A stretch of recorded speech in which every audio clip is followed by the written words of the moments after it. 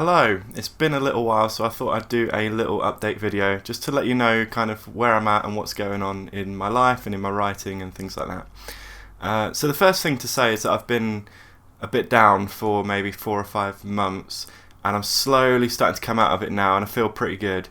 And I think one of the big things that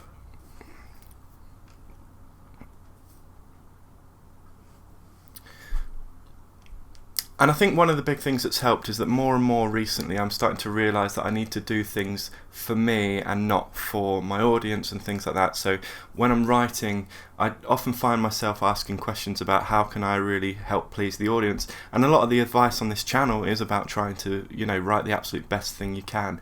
And I still stand by pretty much everything I've ever said on this channel. It's just that you can't constantly be trying to please, and I think I found myself doing that a little bit. So I've started a new writing project it's a new book called Diavolo. If you've read the Bewilderness series that I'm writing, you'll know that Diavolo is one of the main characters, and I'm literally just writing a book about him, a bit of his backstory, and it's probably going to be about as long as one of the Bewilderness books, and I'm really enjoying it. It's really fun to write. I'm going a bit crazy with it. I don't know too much about it or where it's going, and I really like that. I think I need that to some extent. And what I was finding with the Bewilderness series was that book 1, I very much didn't know what was going on, but by the end of book 1, by the time I'd kind of got to the end of book 1, I had a very but by the time I'd kind of got to the end of book 1, I had a very clear idea about But by the time I'd got to the end of book 1, I kind of had a pretty clear idea of the overall structure of the 9 books that's going to be in the series. And that's not always the best for me, because I like to discover and see new things unfold as I'm writing it and experiment and stuff. And when you've got like a bit of a plan of what's going on, I find that it can kind of kill that a bit. And although some people really like to plan stuff and some people really like to not plan stuff, I've always been a little bit in between, and I've just found recently that I'm maybe going too far towards the planning side. So writing this book, Diavolo, is great because I haven't got really a clue what it's about, where it's going. I've just got some very simple bullet points. And what I'm going to do is I'm going to learn from this experience of writing the Diavolo book with writing the rest of the series of the book, The Bewilderness. I'm going to try and forget a bit about what I know about the series and just write and see where it goes.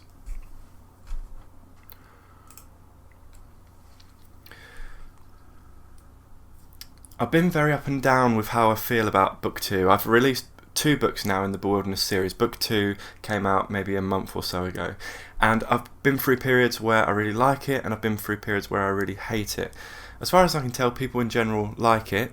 I certainly haven't heard anything bad about it yet, and when my wife was reading it to me, I was really happy with every single thing that I heard. But when I get distance from it, that's when I start to not like it so much, and I don't know why. And this was part of what was getting me down, I think, and I was sort of tossing up, why don't I really like book 2? And do I like it? Maybe I do like it.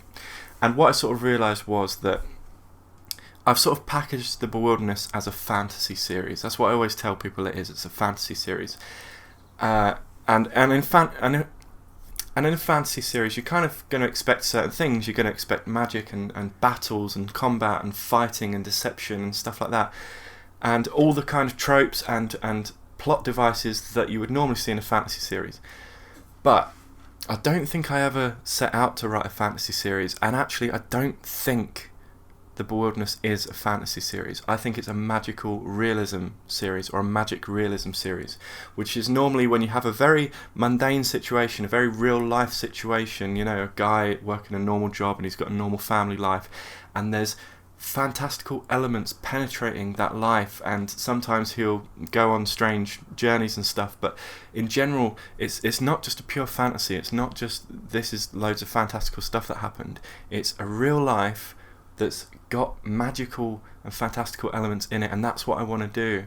And although I get the impression that people like the fantasy side of it more, I sort of feel like I need to include the real life stuff, because that's what it is. It's a real life person who has this other weird side of his life. One of the tricky bits of writing a series is you can't go back and change it. And even if or maybe you could technically go back and just upload a different document, but I don't want to do that for a couple of reasons. One is because I don't want to anybody who has read it, which is only like 6 people who have read book 2, I don't want to change what they've read. The other thing is that maybe it's fine, maybe I'm happy with it, maybe it's good and it's exactly where I needed it to go, and we'll see. I don't know what I would change if I was going to change anything about it, so we'll just have to see. I've thought about maybe changing the covers, the book covers, because they're very almost comic bookish, very cartoony and colourful.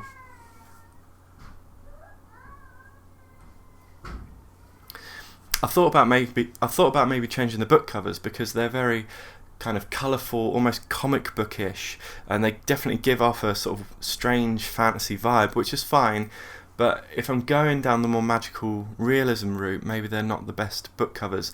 And I've tried designing lots of different book covers for it. I've contemplated getting another designer to do one for me, and I think I'm just going to stick with them. The whole point was that they wouldn't really look like a book cover.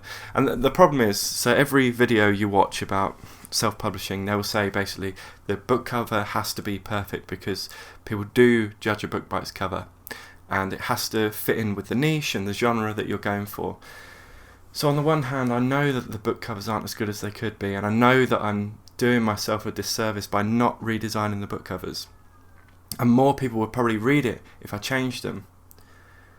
But for whatever reason, I just feel like I have to just stay true to what I've done, and this all comes back to what I was saying at the beginning of the video about doing things for me and doing things that I like, and if I like it, maybe there's a chance that other people will like it. There's probably a chance that people are going to really hate this Diavolo book because it's very off the wall, very strange. There's a lot of experimentation in it, but I'm just writing it for me, and I feel so much happier for doing that rather than writing something that I am trying to make popular in some way.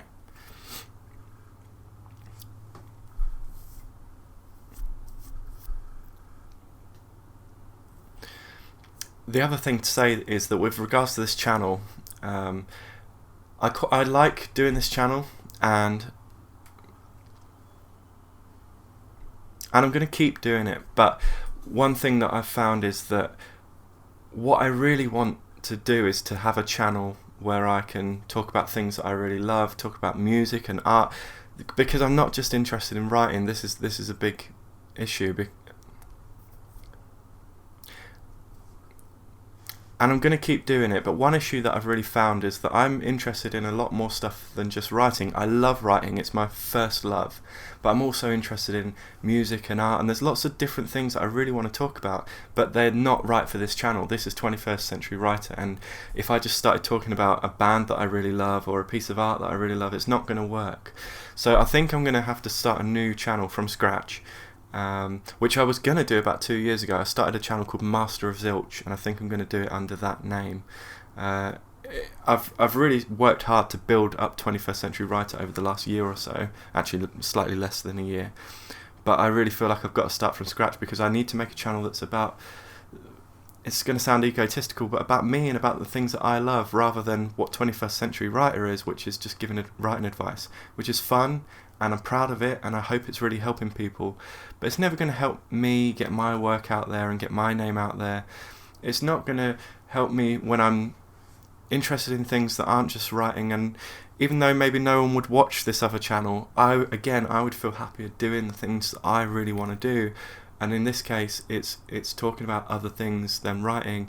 And maybe if I like painting, if I do a painting one day I can film that, if I'm practicing some drawing I can film that, and just the channel will be about creativity basically. It won't just be about writing.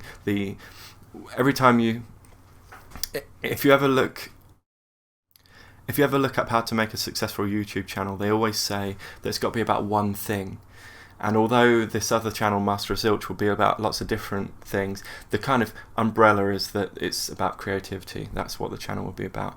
So I would love it if you could, there's nothing on there at the moment, so I'd love it if you could So I would love it if you could go over there and have a look if that's anything you'd be remotely interested in. I'm going to keep doing this channel. I'm going to keep uploading writing advice, especially in the kind of winter time when the channel seems to sort of pick up a bit and people are more staying inside and writing and stuff. The channel really dips around this time of year, and it just doesn't quite seem worth it. But certainly around September, October, November, I'll start uploading more and talking about writing more.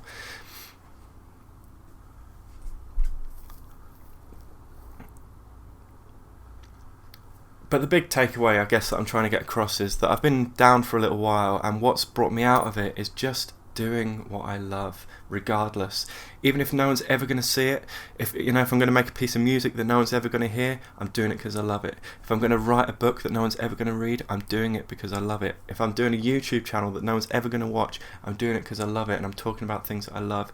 And no matter what happens, no matter if anybody sees it, hears it, reads it, or what, it doesn't matter, because I really loved doing it. It was a big part of me. It's what I wanted to do with my time, and that realization, and this is something I should have realized a long time ago, and I think it's something that I kind of know, and we all know, but we ignore it and push it down.